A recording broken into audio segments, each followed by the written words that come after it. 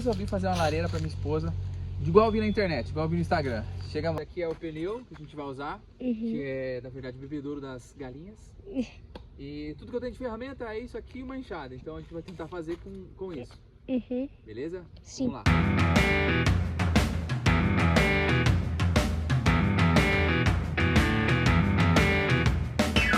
Galera, eu tô cavando aqui com meu pai, que eu pedi se eu posso ir um pouco. É, mas você tem que cavar aqui, ó, tá vendo?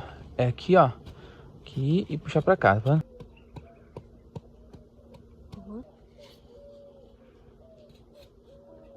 E você não vai ajudar?